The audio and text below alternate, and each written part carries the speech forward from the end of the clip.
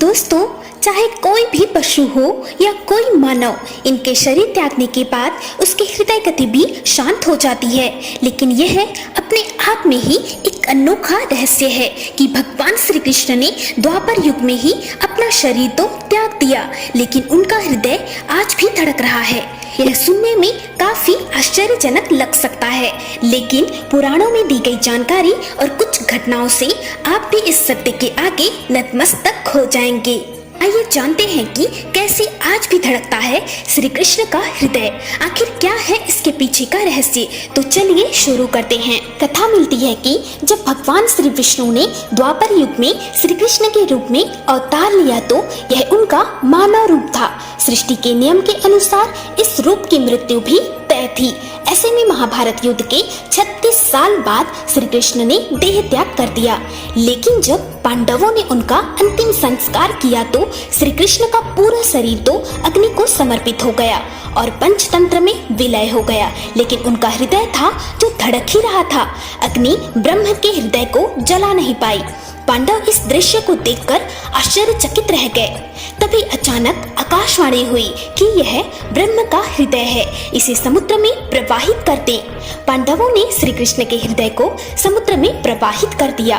कहा जाता है कि जल में प्रवाहित श्री कृष्ण के हृदय ने एक लट्ठे अर्थात लकड़ी का रूप ले लिया और पानी में बहते बहते उड़ीसा के समुद्र तट पर पहुंच गया।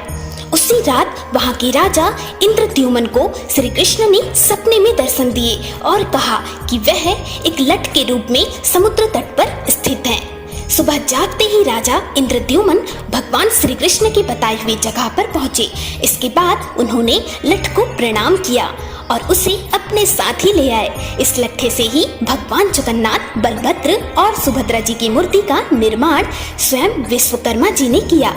दोस्तों, साल बीतते गए और इसी के साथ ही भगवान श्री जगन्नाथ की मूर्ति को अन्य नीम की लकड़ी में बदल दिया जाता था, किंतु आज भी उनका हृदय नई मूर्ति में वैसे ही स्थापित किया जाता है।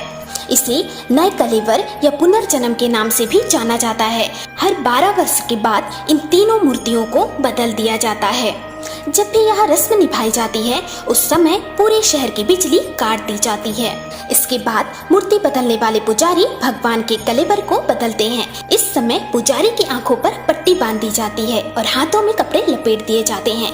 कहते हैं इस मूर्ति के नीचे आज भी श्री कृष्ण का हृदय धड़कता है। भगवान श्री कृष्ण का हृदय बदलते समय आंखों पर पट्टी, हाथ में दस्ताने और पूरे शहर की बिजली गुल करने के पीछे यह मान्यता है कि अगर किसी ने भी गलती से भी उसे देख लिया तो उसकी मृत्यु हो जाएगी। यही वजह है कि 9 कलेवर की रस्म निभाने से पहले पूरी सतर्कता बरती जाती है। मूर्ति बदलने वाले पुजारी बताते हैं कि जब भी यह प्रक्रिया होती है तो उस समय ऐसा लगता है जैसे कलेवर के अंदर खरगोश फुदक रहा हो। हालांकि हाथों में भी कपड़े बंधे होते हैं तो बहुत साफ साफ कुछ पता नहीं चलता है। दोस्तों, इस प्रकार श्री कृष्ण का हृदय आज भी धड़कता है। जय श्री कृष्ण, जय जगन्नाथ, हर हर महादेव।